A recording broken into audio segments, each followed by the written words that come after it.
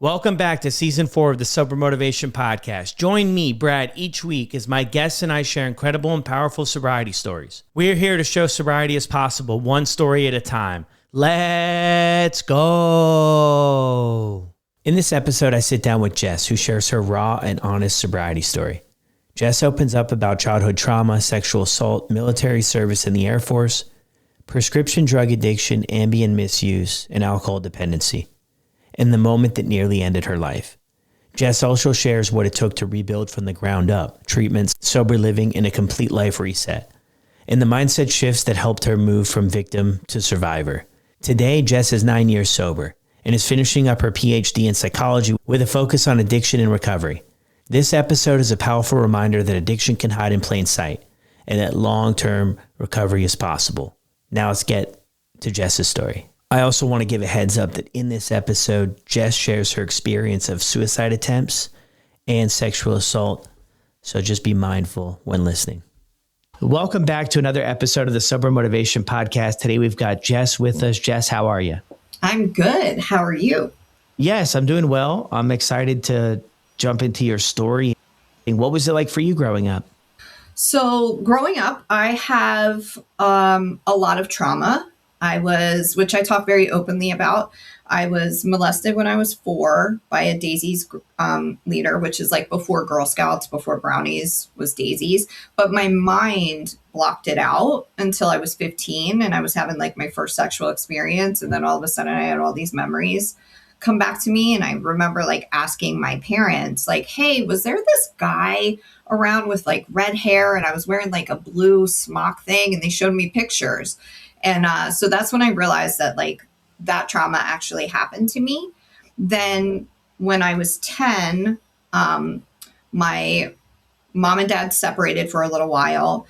And while they were separated, my uncle had come to stay with us and he was a heroin addict and he would cause physical violence to my mom and to his girlfriend at the time. And it was very chaotic. And then my mom actually attempted suicide at that time. And I was like the only one home and I didn't realize she was attempting suicide. I just thought she was really sick. And then when my dad couldn't get a hold of her, he came to check on her and she went into the bathroom and had slit her wrists and had attempted suicide. So that was all very traumatic for me. It was very chaotic in my house growing up. And then when I was 15, a guy climbed through my window and sexually assaulted me. And when we called the police didn't come to they didn't do any fingerprints or anything like that. They just they asked me, are you sure you weren't just caught making out with your boyfriend? So this starts to cement something in my mind that it's just something that's supposed to happen to me. So when I was in high school, I was looking for my identity and I became known as the girl who did ecstasy at the time. It was the late 90s, 1997. And that I felt like I had arrived, which now being a grown up is very sad. But that was my identity, the girl who did E. And I felt like people knew who I was because of that. And that was amazing. And then I had fear dictates everything in my life. So my two biggest fears are my fear of not being good enough and my fear of being alone. So because I was scared of getting rejected from college, I never even applied to college. So I knew that I wasn't going to leave or really do anything. So there was nothing really going for me at the time. So I was partying a lot. It wasn't super crazy, but, doing keg stands, blacking out. And I was going to community college, but not attending classes. And then I would go to Temple University in Philly. And I wasn't a student of Temple, but I would go there to party.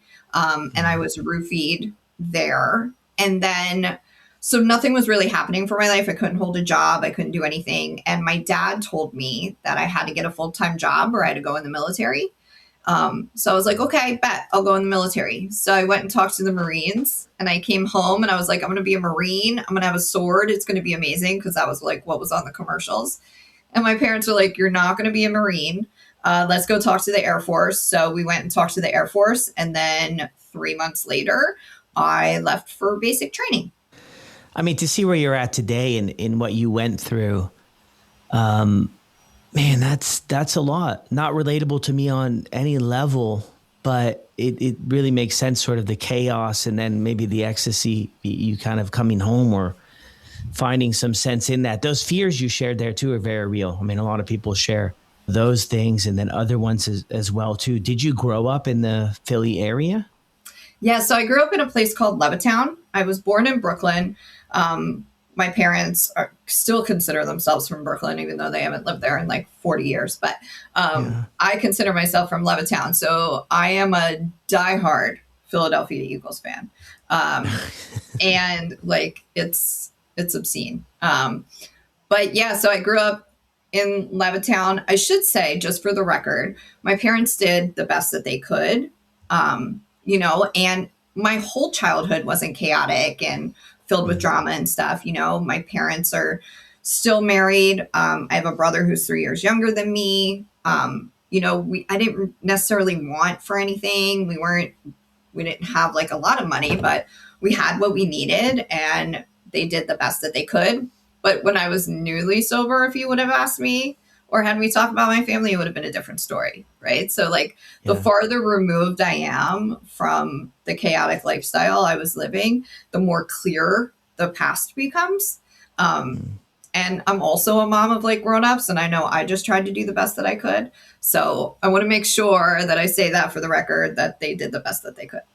Yeah, thank you for that too. And a lot of people that come on the show, there's different ways people kind of grow up, and some are exposed to substance use, some aren't, and still in one way or another can find themselves struggling with it, which is always interesting because you seem to see a lot of heavy traumatic stories on intervention or everything with growing up, but it really doesn't discriminate about who can be affected.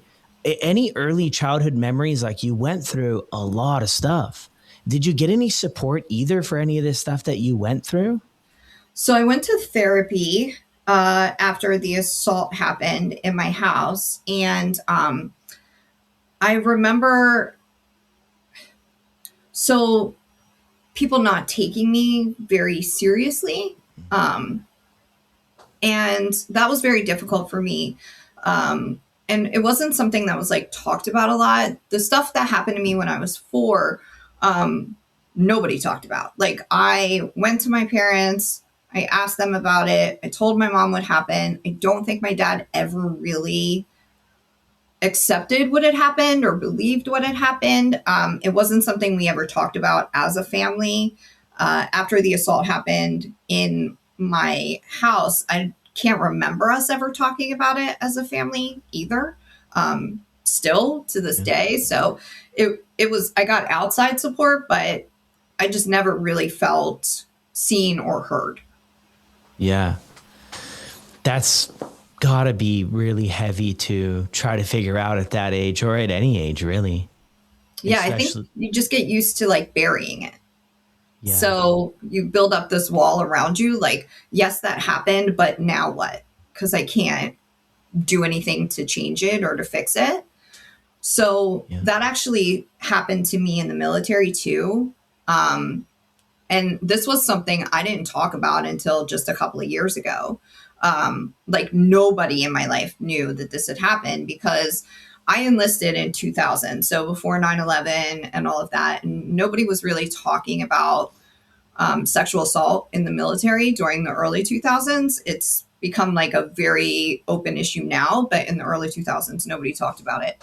So I was stationed in England, and my husband was deployed, and I was like partying at the club, which, if you're going to be an alcoholic, there's no greater place to go than in the military because that's like very accepted. You're like partying until 2 in the morning, you sleep for a couple hours, and then you go do PT in the morning. But there was one night where somebody had followed me home, and I lived right off base, and they viciously beat me and viciously sexually assaulted me and raped me. And I never told anybody about it. I took leave until like the outside healed up a little bit. And because I was a sergeant at this point, I didn't want my troops to know, that I was weak or that this had happened to me. I didn't want leadership to know that this had happened to me. So it was something I really kept to myself and didn't tell a soul until about 4, maybe 5 years ago. So I ended up getting divorced from that husband because when he got back, I wouldn't let him touch me. And that obviously is not great for a marriage. And I had this big secret. So we got divorced. I had gotten married a little while after that, and we were married for 12 years, and I never told him about it, never told my parents about it. Nobody in my life knew about it until 4 or 5 years ago. Because Wow. you just, and that's kind of like, because of what I had learned kind of growing up, it just cemented that this is like something that's supposed to happen to me. So nobody cares. Nobody cares that it happened. So why am I going to tell anybody? It just makes me look weak. So I built up this like hard shell around me and carried on. Yeah. Would it be safe to say that things have softened up since? I think in some areas things have softened a little bit, but I think there's still some portions of me that I don't know will ever change. Like, I'm not a big hugger. I have to know you for a while in order for me to like hug. And I just have this kind of demeanor, the RBF, right? But I have this like, when I first got sober, people called me Pop Tart because I was like hard on the outside but soft on the inside. And now people call me like an intensive Care Bear, which is funny because I have like Care Bears back there. Where like it's hard for me to allow people to get to know me, but once they do and you're in, like I will do whatever I can for you. Like I will stop everything. But I'm a hard person to kind of get vulnerable and allow you to really get to know me. Which is, I definitely understand that, which kind of got me a little bit interested on us meeting here and sharing this with everybody. And I know it's not going to be every detail, and that's not the whole purpose of it too. But I think maybe stepping outside of your comfort zone a little bit is really cool. Thank you. Yeah, I'm trying to break that persona because I wish that there was somebody's story that I would have heard that resonated with me before it got to the really bad places.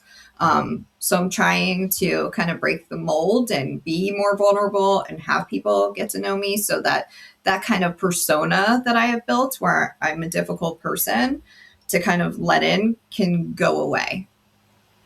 Yeah, it's all about that growth and sort of furthering the healing process. And what you mentioned there, a lot of those stories too, as much as it saddens me to even mention it, I've heard it a lot on the podcast, stories like that of these types of situations happening and then it's sort of turtling, right? Not sharing with other people, feeling like it's not relevant, or even sharing it with people and then not believing it, or sharing with people and then somehow feel like people have shared with me too that they were blamed for something happening like this. And I think you sharing about it too could potentially maybe open up somebody else to share it with somebody they love or somebody they trust. Because I feel like too, we put on armor because of situations that happen in life, and we put on all these layers of armor. And at some point they do serve us maybe to protect us in one way or another. Right. And then I think there's this spot we reach in life to where what once protected us could be holding us back from maybe healing or the next level, or in, building relationships and different things. So I really appreciate you, being so open with what you've been through. Thanks. I think it's a lot like, so I wasn't born this way, right? I was made this way. I was like forged in the fire, as corny as like that is. But if I'm made to be a certain way, then I can also unmake those things about myself. Which is something that like I had talked to my sponsor about. I got a new sponsor in April or May, and I was like, I am approachable, I promise. And she's like, well, then you have to do something to like let people know that you're approachable. So this is kind of like one of those things where I'm trying to, put myself out there a little bit more. which means that there's a chance of getting hurt, of course, or not being understood. But there's also a chance that maybe it'll reach somebody. And because of that, maybe something will happen good in their life. Yeah. Yeah. And there's always sort of those two sides of the coin, right? Of being hopeful for somebody, or maybe unlocking it, that somebody has had something they've wanted to share for a long time. And they haven't, and maybe hearing somebody else be brave about it and have, that courage in the healing process to share about it could definitely help. You joined the Air Force. We got to get that right. And then, you mentioned this too, of like an alcoholic, a good place to hide out, a good, sort of environment. Is that something in that space in your life that, was acceptable and maybe kind of fueled it or pushed it forward at all? So it was definitely acceptable. I mean, when you're young, I would say that even alcohol, or I would say maybe some other behaviors. So I was very good about, like, I didn't touch a drug the whole time I was enlisted, because if there's structure, I can thrive in structure. I think the military was one of the best decisions I've ever made in my life. I say like recovery and the military are the two greatest decisions I made in my life. And both of those decisions were kind of forced on me. It wasn't something I chose, which is not lost on me. But so while I'm in the military and I'm drinking with like the girls and partying, as long as I'm still going to work and I'm still showing up, nobody cares. It's like, all right, I'm not driving while I'm under the influence or anything like that. So it's not problematic behavior. And it's like a college experience. So when I first enlisted, I was living in the dorms with a bunch of other young people. Everybody's having sex with everybody. Chlamydia was going around like crazy.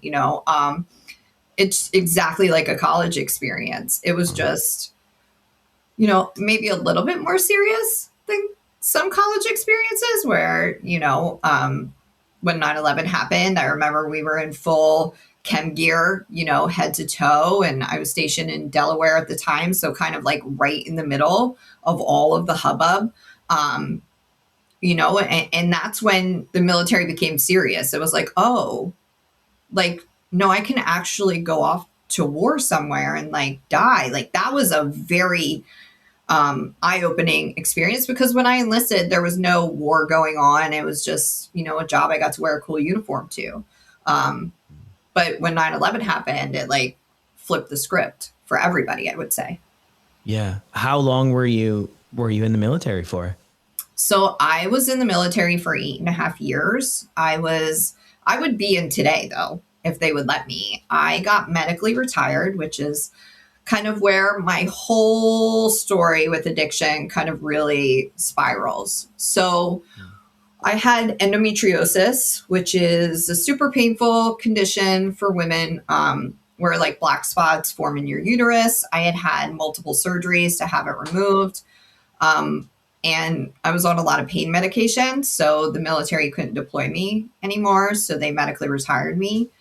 And had also been prescribed Ambien at this point, because years before the pain with the endometriosis, I had some suicidal ideations after the being raped, and not telling anybody about it. So I had like turned myself into a psych ward. And because I had difficulty sleeping, they prescribed me Ambien. So I was on Ambien on and off, mostly on, for like 15 years. So I loved Ambien. Ambien is my drug of choice. I always thought that made me sound like a sissy, but it's also Eminem's drug of choice. So now I feel super hard, because I'm like, me and Eminem, we love some Ambien. Because basically it makes you like, if you fight through the first 10 minutes, please don't do that, anybody. But if you fight through it, it makes you basically like blackout drunk, for me anyway. So I wouldn't remember anything I did on Ambien. I've driven on Ambien. I've cooked bacon on Ambien. I would have like whole ice cream cakes on Ambien, wake up with ice cream all over me, very sexy, just a mess. Like I was a sloppy drunk basically on that medication. So when the military retired me, I lost my sense of purpose and who am I, like my identity, because I was good at being a sergeant. I had no idea who Jessica was. So I wasn't one of those chicks growing up who was like, oh, I just want to be a mom and like scrapbook and all of those things. And like, that was not who I was. I am a tomboy. Like I said, I love the Eagles. I like to watch UFC. I'm not very girly at all. So when I was just my husband's wife and my kid's mom, um, that was not entertaining for me. So my depression got really bad. And I was going to all of the psychiatrist appointments and the therapy appointments, and I was taking all of the meds. I think I've been on like every type of depression med or antipsychotic or mood disorder or any of those things. And nothing was working. And it would be like a gradual decrease in my mental health. It wasn't like I got retired and then boom, was like super depressed and suicidal and a drug addict. It was like this very slow progression, but it was miserable. My husband would ask me all the time, like, what do you have to be so sad about? We're married, we have these kids, we have this house. And I was like, I don't know. I don't know what I'm sad about. I just know that I am.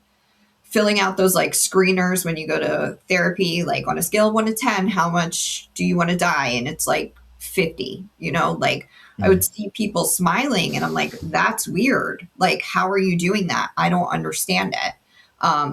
So that is when I would take my very real suicide attempt in June of 2016. That was in 2016. So at this time, you have a family then too. You get this medical discharge, and then you have kids at this point. I have three. Three kids, yeah. And is your husband in the military too?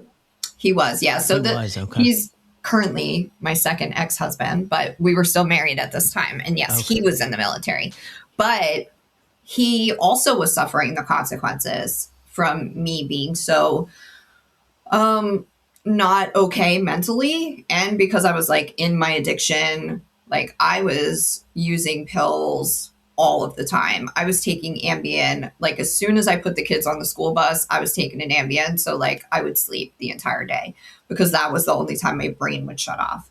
So he's now getting consequences because he has to take care of me, or I have to go, to different doctor's appointments, or I can't take care of the kids. So he has to. So he really paid a price for my mental health and addiction as well. Yeah, for how things were going too. What were the conversations kind of with the doctors and therapists about too? Of like, did they know sort of how things were going for you or no? Yeah, they had to, right? Because like I don't think I was lying, right? So now that I'm trained as a therapist, like I know that there's a difference in actively lying and lying. So I was probably lying to them, but I wasn't aware that I was actively lying to them. I probably was saying like, okay, on a scale of 1 to 10, maybe I'm a 6 today, but they knew the medication wasn't working because my meds kept getting upped or they kept trying different combinations. So they were trying their best to help me too. It was just nothing. But they didn't know about my drug addiction. I will be very clear about that. They did not know about that part. They did know my mental health wasn't getting better, but I don't think that they knew why my mental health wasn't getting better. Yeah, that there was maybe another piece of the puzzle too. Right. Yeah, I mean, we only know what we know at certain times, right? Like we look back and hindsight's 2020 and say, oh, now I can kind of see things differently. But at that time, that makes so much sense that you're telling them what you're aware of, because hearing all of this, you can kind of wonder too, if there's anybody else picking up on it too, but they only know what you're sharing and they believe they're helping and doing the best. But there was this other side of things, this other addiction or other stuff you were consuming too. The Ambien is an interesting thing too, because I can't recall anybody that they've shared anyway, that they've had a struggle like that with Ambien, but it's definitely a really real thing. For sure. Sleeping medication for sure. Yeah. Ambien, I always say, is the love of my life. And then opiates, strong number 2.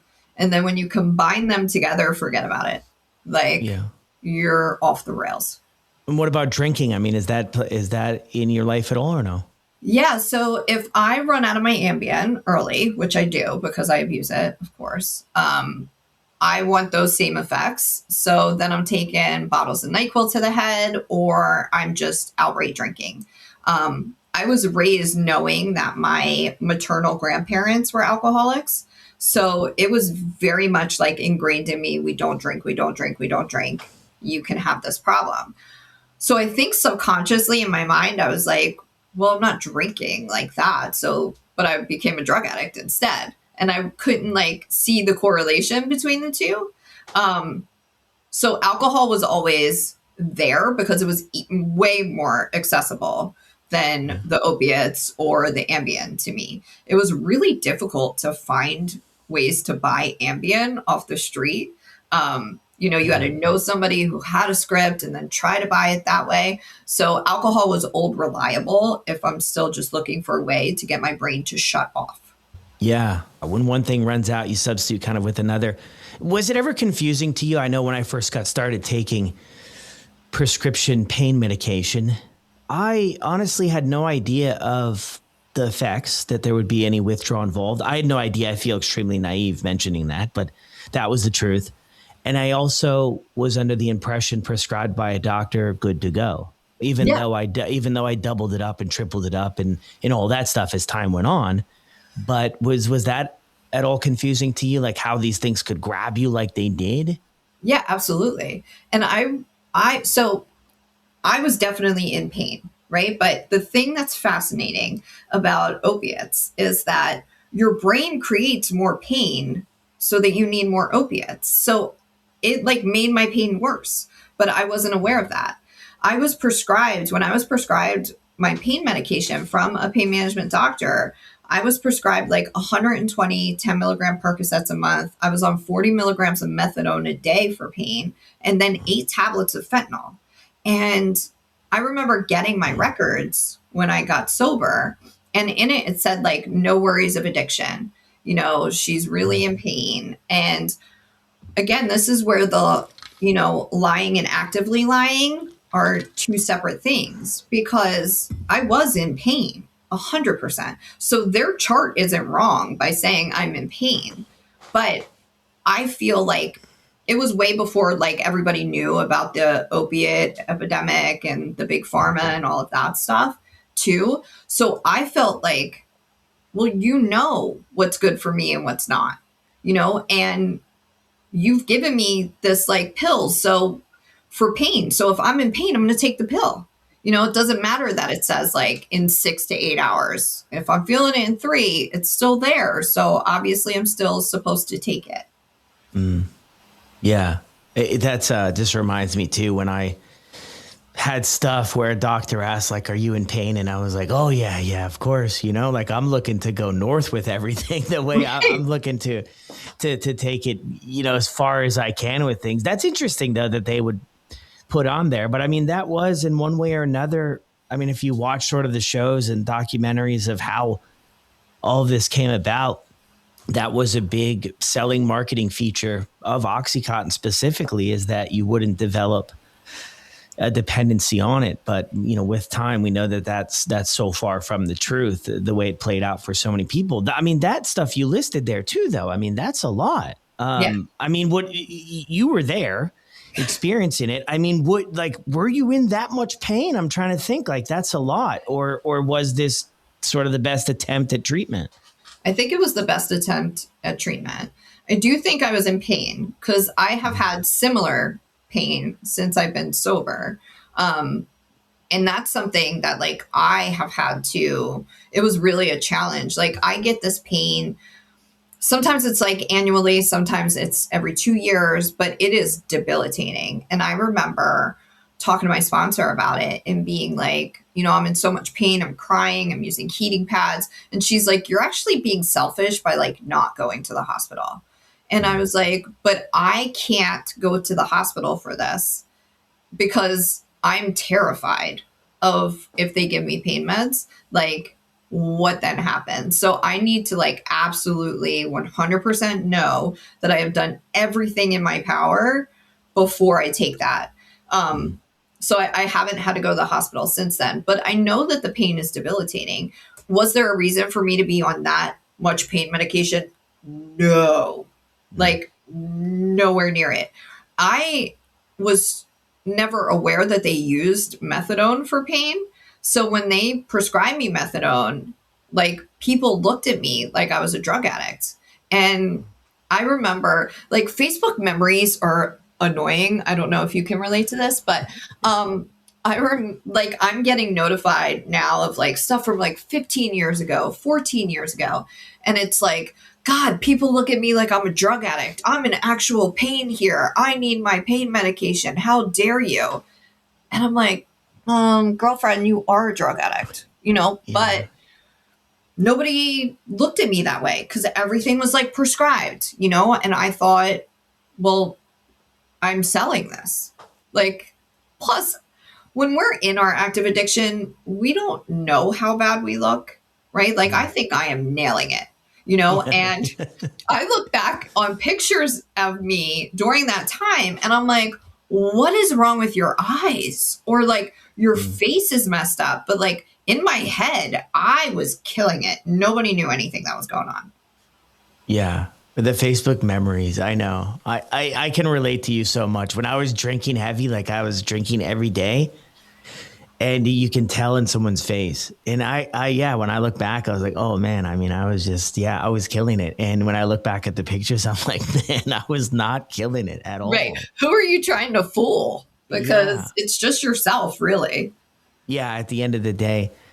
Anything else to really cover in sort of this stretch of the story too? I mean, I'm always curious. I mean, when you're on that type of stuff, like I would usually ask the question about how you felt, about your life and where you were at. But I'm thinking on the other hand, was there even time for that? I mean, did you run out of this stuff and go through withdrawals or any of that and kind of try to piece together, other things to make sense of it all or to fill in the gaps? Yeah, I would go through withdrawal like crazy.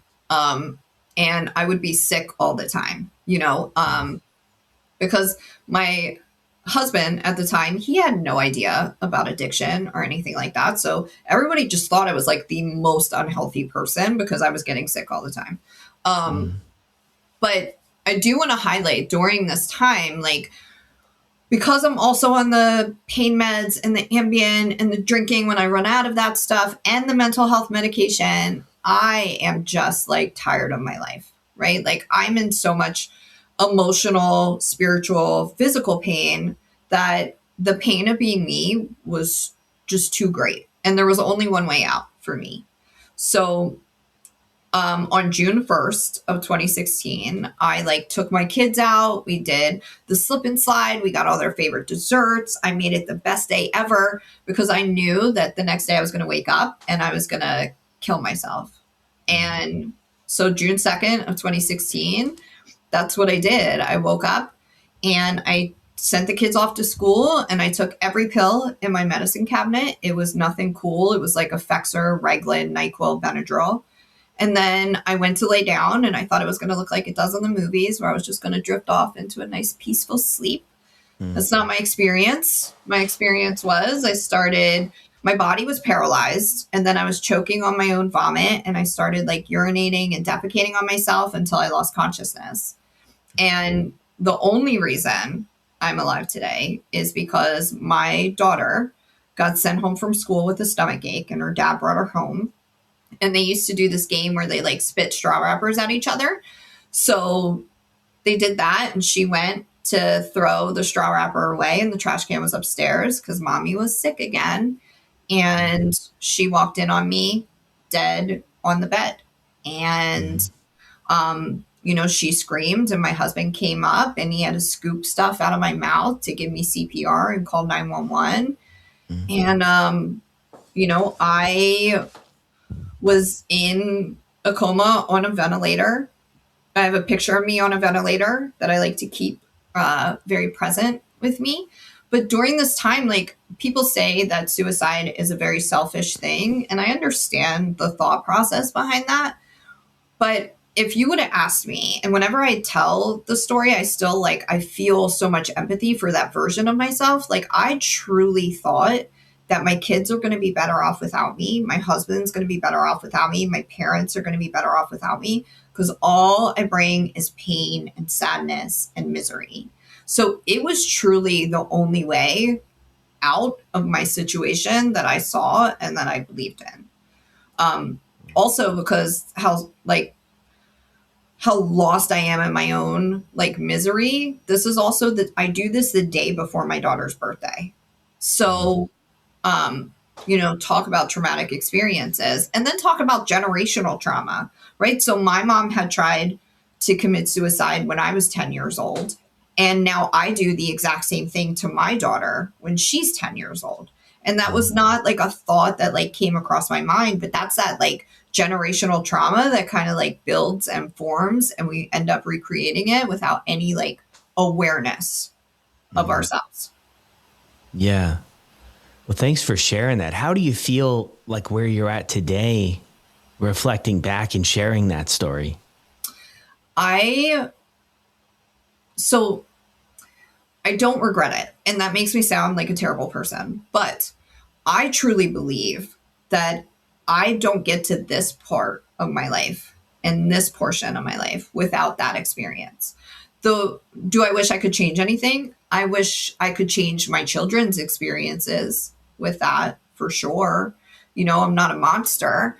But I don't think that I would be where I am today without any of the experiences that I had in my life. So even all of the trauma that we had already talked about, like I wouldn't change anything that happened to me because I don't believe I would be here without it. But that's not where I got sober. You would think that that experience would be like, okay, this is the wake up call I needed. Everybody rally around, But again, this is where I talk about like lying and actively lying. So when I woke up, I wasn't happy that the attempt wasn't successful. Like I was like, oh, I can't even kill myself, right? Like now it's like, that's just add another thing that I'm a failure at. But I go to a psych hospital and, they actually put on my discharge paperwork. I'm only there for a couple of days. They put on my discharge paperwork that I was only drinking and abusing medications to get up the nerve to kill myself. So I don't have to go to like they don't recommend 12-step meetings. They don't recommend any recovery program. I don't go to IOP or PHP or any like true like inpatient settings. It was like, okay, you did it. You found out it didn't work. Now go back home. And nothing changes if nothing changes. Right. So like I go back to using drugs. I go back to drinking. I'm probably good for maybe like 3 weeks. And then it becomes a problem again, because I don't have any other solution. Like I'm not fixed. I'm broken. So to get my brain to shut up, I'm using the drugs. I'm drinking. I am, sleeping my life away. And eventually I run out of the opiates. So I detox myself from a reckless amount of opiates that I was using. And on the third day, my brain snaps. And apparently I grab a knife over my youngest son's head and I say, I'm going to kill myself again. That's like my go-to is suicide. Yeah. And what's the time frame here? This is like a month time frame? No, so it would be another 6 months. So June is when I actively tried to commit suicide. And then the next attempt is the end of December. Yeah. Has anybody up until this point too, like said, hey, you have a problem with addiction?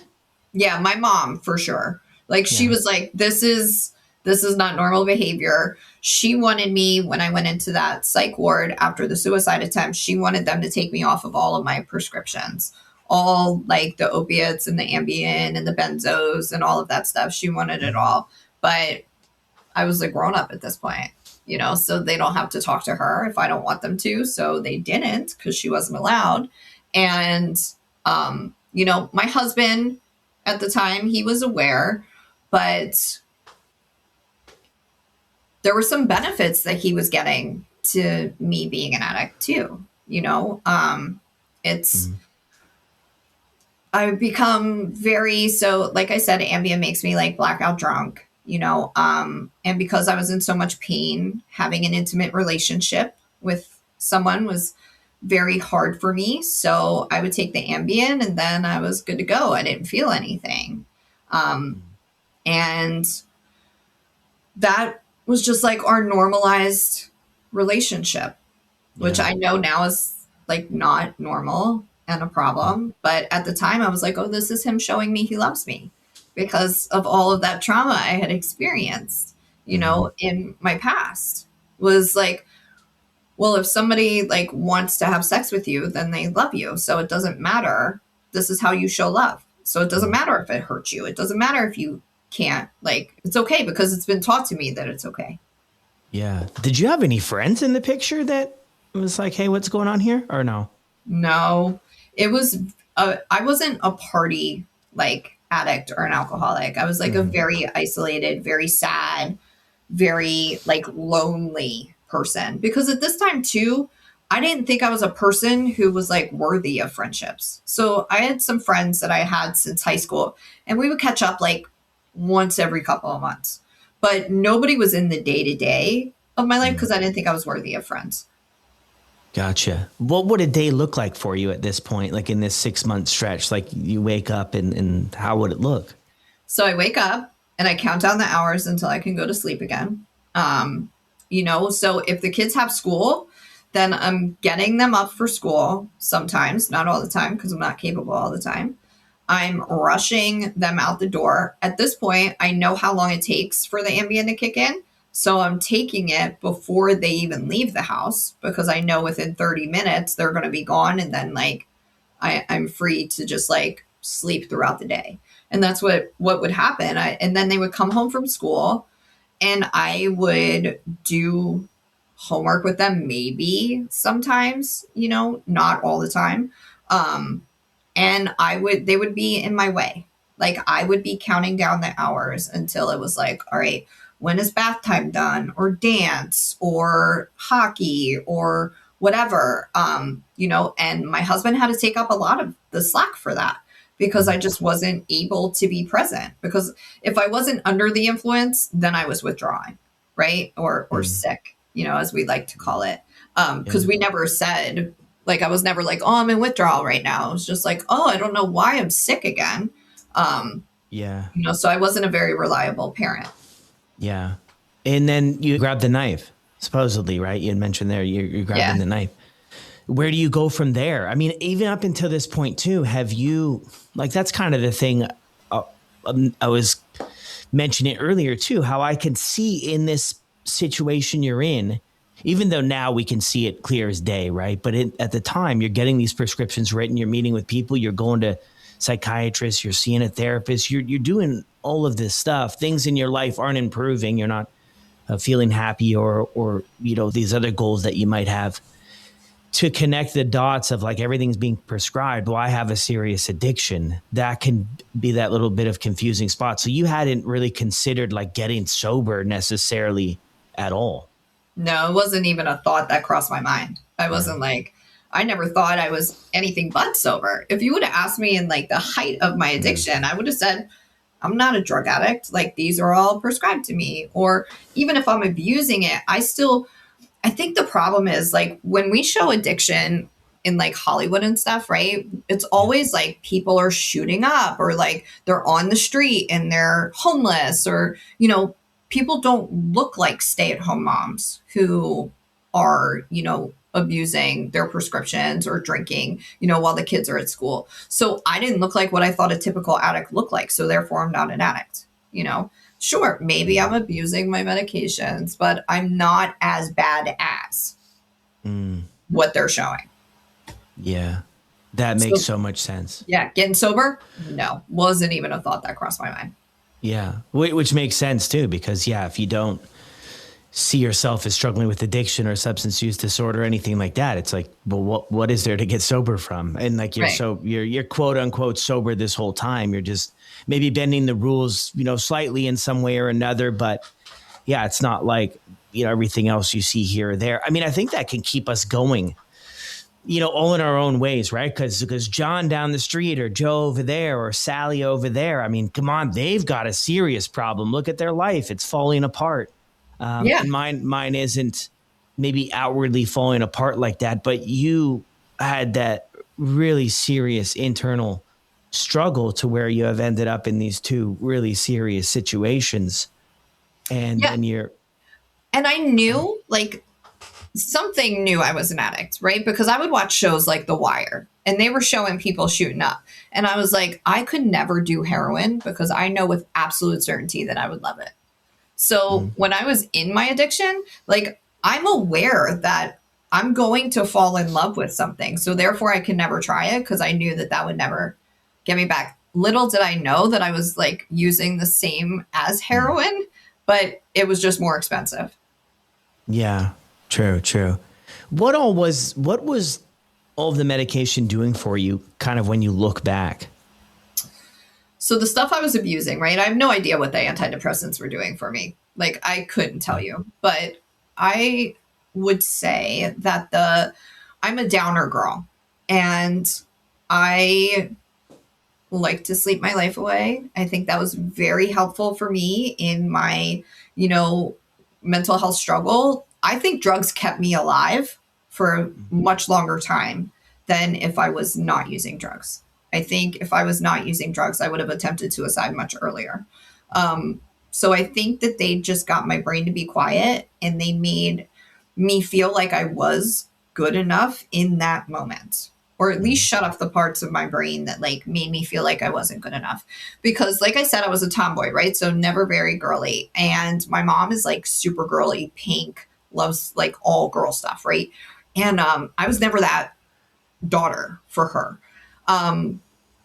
My husband would say to me, my previous husband would say to me, nobody wants to be married to a dude. And he says he was joking, but I took it as like serious because there was already that insecurity within me. I wasn't the type of mom who like carried snacks in her purse or like had wet wipes. I don't even carry a purse. Like it's unheard of to me. So like I knew all of the things that I wasn't, and the drugs and the alcohol shut that part of my brain off where I could just be, I could just exist. And that's what I was doing, was just existing. Yeah. Thanks for sharing that too. It makes a lot of sense too. Like that's like trying to find a sense of belonging, maybe, I think that's one of the big reasons why I got started on things too, is because I didn't feel that ever growing up. Like the world didn't make sense to me. I was like just sort of on the outside of things, and substances did that part too, shut off the fact that maybe I didn't belong or couldn't find that, but also helped me a little bit different than your journey there, but it helped me find a sense of belonging, even though it was disastrous, but I could connect with other people, drinking, partying, and all of that stuff. So this last incident, I mean, where do you go from there? Does this bring upon thoughts or the idea of sobriety and things have to change or no? So this is where everything kind of changes. I have to go to another psych ward, of course. But this time I was there for a much longer period of time. So I was there for like 19 days. And while I was there, my husband and my mom came to visit me, and they told me that I had to go to treatment or I was going to be homeless. So this is just like the military, where I wasn't really provided an option. It was like, you have to go in the military or get a full-time job. And I went into the military. This was like the same scenario. If you present me with options with, I have to go to treatment or I'm going to be homeless, I'm going to go to treatment 100% of the time because I don't think I'll homeless well. It doesn't mean that I want to get sober. Like that is not where, that happened. But there was also a therapist in that psych ward who identified as being an alcoholic and in recovery. And he had his PsyD. He was a doctor. He had 8 years sober at the time, and he was happy and like enjoyed life. And I was like, that's weird. I don't understand. And I'm like, but you felt like this before, and now you're there. And he was the first person. So he had me share my story up until that point in like a group therapy. And I started to cry, and it wasn't like the one or two like tears. It was like snot bubbles and like hyperventilating. But that's where like the walls started to crack a little bit, because like I was becoming a little bit more vulnerable and allowing for people to see that I'm in pain. And he was the first person. He believed in me before I believed in me. He gave me this piece of paper that said resilience, empowerment, and strength that's what recovery is, and that's what you are. And I have never, ever, ever forgotten that moment. And he's a mentor to me today. You know, we didn't have contact probably for like 5 years. And then we ended up getting in contact on Facebook, and he's a mentor to me. He wrote a recovery book, and I wrote a chapter in his recovery book. And when I was contemplating going to school, you know, I reached out to him, and he kind of gave me the courage to do that. So to see somebody who identified as being an alcoholic and, you know, an addict, and knew the pain that I was feeling at that time, but then like was also happy at the same point, I was like, wow, that's crazy. So then I went to treatment after I left that hospital. I went to a treatment center. And while I was there, I met 3 super important people, and none of them were the staff members there. So it's funny how that works. So the first person wrote down the third step prayer for the recovery program I'm in, and was like, here, you should say this every morning. And I was like, no, thank you. Like, I don't pray. And he's like, what else are you doing? And I'm like, I don't know. And he was like, just try it. It's not going to hurt you. And then the second person gave me the courage to move out to York.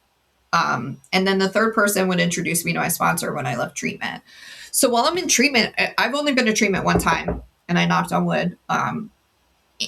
And while I'm there, I'm hearing people have been in treatment 27 times. One person was in 72 treatment centers, you know, and I'm terrified because I don't love rehab, right? Like, I didn't go to a fancy rehab.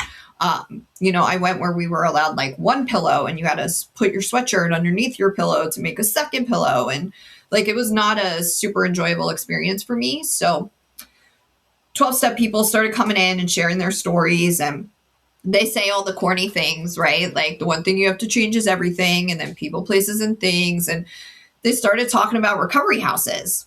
And by this point, I had been in rehab for 10 days, and I was in the psych ward for 19. So I'm right around the 30-day mark. And this is where like I start to think like, okay, maybe I do want to try this, right? Because I know that what I'm doing before is not working. So now I start listening to the speakers who come in, and then, you know, I had a family session with the therapist and my husband, and I told my husband I wanted to go to a recovery house. And he said, if I went to a recovery house, then our marriage would be over. And I made the decision to go to the recovery house anyway. So my marriage ended. I was married for 12 years. My marriage ended while I was in treatment. I didn't have custody of my kids while I was in treatment. I lost custody of them. My family didn't support me moving and going to a recovery house, because I also knew that I had to be removed from the situation, right? So I needed a geographical change. Not everybody needs that, but I needed it. So I moved 2 hours away from Levittown to York, Pennsylvania, which Levittown has great recovery too, but it just wouldn't have been great for me. I'm like certain of that. When I moved out to York and I went to a recovery house, nobody supported me. Like, I had nothing to my name. I had like a 400 credit score, like whatever the lowest you can get, like that's what I had. And I lost everything, you know? But to me, what I'm really grateful for is what I like about a geographical relocation is that nobody in York knows me as anything but this sober version of myself. So have I made mistakes in sobriety? Absolutely. Nobody does sobriety perfectly. I don't care who you are. But I haven't used in York, and I haven't drank in York. So I built whatever type of life I wanted for myself. It was like a fresh start. But that doesn't mean it was without pain. You know, my parents would tell me all the time that I was being a piece of crap mom. Like, what type of mom chooses to leave her kids? Everybody thought I should go back to my husband and that I should go back to my children. But there's zero doubt in me that if I would have went home, I would be dead. Like it's not like a 98% certainty. It's like 100%. If I would have went back into the same life that I was living, I would have killed myself. I was incapable of getting sober there and being sober there. And it's not because of them. Like, it is not because of my ex-husband. It is not because of my children. It's not because of my parents. It is purely because of who I was in that situation. Mm-hmm. Yeah. Well, thanks for sharing all of that too. I see that as a pretty common trend too, as you go to rehab for 30 days and then it's like, okay, great work. And then people drop right back into where they were, and 30 days to heal everything is just a lot to ask, if not close to impossible. And then you go back into the same place and everybody's operating the same way. Like, the reality is, the day you get out, I mean, life picks up to wherever it left off, so that is a lot though. I mean, you get into this, right? You're making obviously the best decision for your life, but you're losing things along the way of, the people are saying, hey, maybe this isn't the right thing. I mean, good on you for doing the best you could in that spot and saying, hey, like, the way I'm doing it is not working. I don't know if this other way is going to work, but I think it's going to give me a better shot to, make things work. How long were you in sort of this is a sober living that you went into then, right? Where you live with other people and, have some programming, attend meetings. And how long were you there for? So I was in a sober living environment. So we call them recovery houses out here, and then you can go to a sober house. So I did both of those. I was in the recovery house for a couple months and then the sober house for about a year. So I lived there until me and my boyfriend ended up getting our own apartment. So I was in some place where I could get tested weekly, or whenever they wanted to. And I needed that because I needed that accountability and that structure to kind of like figure out how to be a grown up again, even though I got sober at 36. So I was like technically a grown up, but I had to learn how to be an adult and do adult things. Yeah. Yeah. So a lot of time sort of in that structured environment there of recovery house and then sober living. And I mean, it shows, right? I've done a lot of podcasts over the years and met a lot of people, and there's an edge from people who were involved in those highly structured things of a level of discovery and awareness, maybe, of sort of what happened and how they felt about things and sort of that growth. Like when you're in there, right? I mean, their opportunity to grow is a lot higher. Going back to everything too. I mean, you go into this psych ward, you're still on all the medication. How does that journey kind of move forward too? I mean, you're on the Ambien and everything else. I mean, do you come off of all of that stuff or no? Yeah, so I don't have detox as part of my story, like a detox center or a detox like regimen. It was basically like cold turkey, just in the hospital then. Yeah, in the psych ward. Yeah. Wow. So, and then treatment, same thing. Like, I'm still on antidepressants while I'm in treatment. But when I get out of rehab, my insurance didn't cover like continued treatment. So I didn't get to like go to IOP or anything like that. So I had to like heavily rely on the 12-step program for my sobriety. And thank God, right? Like, I had a sponsor in my life at that time who like was exactly what I needed and kept saying to me, like, cause I would call crying all the time. Cause like my kids didn't talk to me when I first got sober. They were all mad at me, especially my daughter. And I would call like hysterical. And she was like, well, do you feel like you're doing the right thing? And I would say yes. And she's like, then that has to be enough right now, and you have to have faith that like you doing the right thing is going to like show in the end. And it has, and thank goodness I didn't do the easy thing, right? The easy thing would have been going back to what I know, going back to that scratchy wool blanket, because I know what that's like, versus the fear of starting your life over again and having, no support whatsoever. That was terrifying. And looking back, like, I don't know how I had the courage to do it. it was definitely something that was like bigger than me, was working in my life in that moment, guiding me in that direction. Because if somebody told me today I had to start completely new, I would be like, let me tell you all the reasons why I'm not going to do that.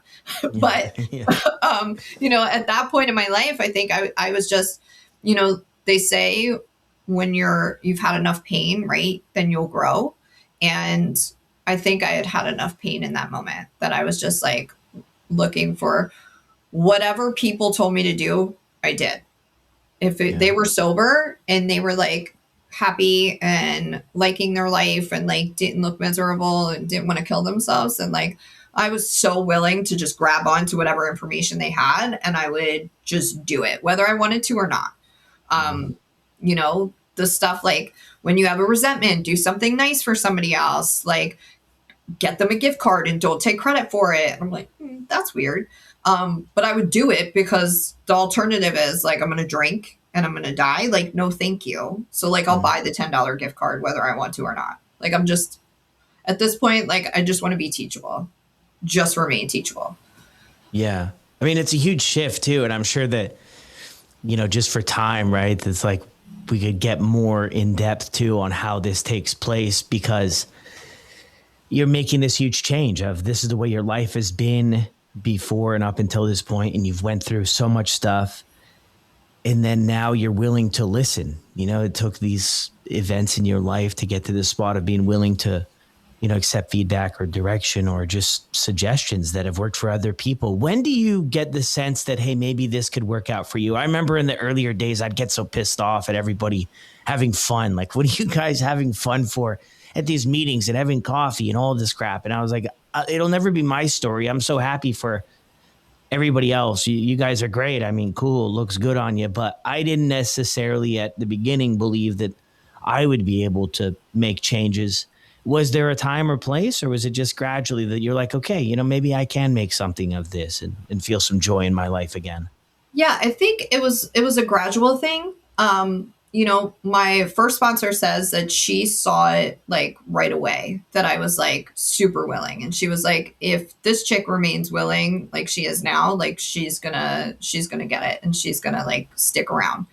I don't think I felt that internally. But I think it was probably at like 6 months or so where I was like, I haven't wanted to kill myself in a couple of months. That's weird. That's a new feeling to not have. So that's when like I started to realize like, oh, this really is working. Like something is changing in me. Because then I started gaining friendships and I started doing stuff that was like having fun, and my kids started talking to me again, and I started to get things like back a little bit, and gain things that like I had never had. But there was one particular instance where like everything started to shift for me. There was a situation with a guy that I was seeing, and I was unhappy, and I went to my sponsor and she was like, you need to come over. So I went over and she was like, are you the whatever girl? And I was like, no. And she's like, so when are you going to stop being what you think everybody else wants you to be and just be the woman that you're meant to be? Mm. And I was like, wow. Like, and that hit. And that's where I say, like, everything shifted. Because up until that point, like, I was like a chameleon because I just wanted you to like me. So if you like this type of music, then I'll like it. If you like these movies, I'll like it. If you only want to, be whatevering with me, or you want to see other people or whatever, cool, because I want you to like me. But in that moment, like everything shifted. And I live my life like that to this day, almost 9 years later, where I'm just going to be the woman that I'm meant to be. And the right people will stay in my life. The right jobs will stay in my life. The right partner will stay in my life. But I'm not willing to accept anything less. I'm not going to change me so that it benefits you or so that you'll like me. Yeah, that's so powerful. That is so powerful. And that was kind of sprung on from that conversation you had there, from this relationship you mentioned you were in. Yeah. And things shifted. You started like picking absolutely yourself. Yeah. Because you have to, like, the thing is, everybody talks about loving yourself, right? Like, love yourself, learn to love yourself. in order to get to love yourself, you have to learn to like yourself first. So like I needed to figure out like, what are the things about me that I like so that I can like fall in like with myself, just like a relationship. You don't fall in love with somebody immediately. So like fall in like with yourself, and then like that will eventually grow into love, hopefully. You know, Yeah. where today I still, when people say they don't care if people like them or not, I never believe them. I'm like, that's always the person who cares the most in the room. Because I still want people to like me. It's just the difference today is I'm not going to change myself if you don't. I still want to be Yeah. liked, but I like me and I love me. And that was something that recovery gave me that I didn't have before. Yeah. That I like the way you put that too, like the steps to get there, right? Because you do hear that a lot. Like you can't give away something you don't have when it comes to love, and you got to love yourself, but it takes time, and there's definitely different steps to get there. How are things now with your kids? So things are great. My kids now are 26, 20, and 18. You know, so they're all grown. My kids are super proud of my recovery. And I've been able to show up for them in like different ways where I wouldn't have been able to previously. My daughter and I probably are actually almost the closest, I would say, like in different ways. The one that I created the most kind of trauma for is kind of the one I'm closest to today. But she came and lived with us, me and my current husband. We were just boyfriend and girlfriend at the time, but she said she wanted to live with us when she was going into ninth grade. So we like bought a house, and then she came and lived with us. And then my youngest came and lived with us, but then decided to go live with his dad. But now he currently lives with us, the 18-year-old. So I have a good relationship with all of them. I'm very open about recovery. You know, they're very proud of my recovery. They're open to my recovery. And, you know, my daughter's been to a couple of my celebrations. My oldest says that, you know, I'm the strongest person that he knows because of everything that I've been through. This year is actually going to be the first year when I celebrate at the end of this month, where my youngest will come to my celebration. So that will be a unique experience to see how he takes it at that time. Yeah. Wow. That's incredible. Yeah. On the 28th, right? Yes. The 28th of December, I will have 9 years. 9 years. Wow. Great job. I mean, from everything you've been through and you shared, I mean, I'm sitting here curiously wondering what's inspired you to share everything that you've been through, to come from that place where you were with the walls being up, not wanting to share, not being able to share, to this place where you're so open and honest about the journey you've been on. So I started working in treatment when I was a year sober. And that kind of gave me the passion that I had while I was in the military, where I felt like I was doing something that was bigger than me. Working in treatment was the same way for me. So I started as like a detox technician, like making sure people were breathing, searching bags. And then I went to school because I knew I wanted to be a counselor. So I graduated with my bachelor's. 4 years to the day of my suicide attempt in June of 2016. 4 years to the day later, I graduated with my bachelor's degree and then continued school and went on to my master's. And so I have been almost every job you can work in treatment. You know, I've been a case manager, a counselor, a therapist, and now I am almost done with my PhD. I have about 5 months left, where my PhD will be in psychology with a specialization in substance use and addictive behaviors. And I think that the more you talk about your story, the more it has a chance to impact somebody else. And when I was a therapist, I was very open and honest about my recovery and my story and all of that. And years later, it's so interesting to me when somebody like sends me a Facebook message and they're like, hey, I just want you to know I'm celebrating 3 years today. Like, you were a part of my story. And I always think back to that first doctor that I had in the second psych hospital, who was one of us, and he shared about being one of us. And that is what gave me the hope to like get better. Right. Mm-hmm. So the more I talk about my story, the more we can change like what the face of an addict looks like.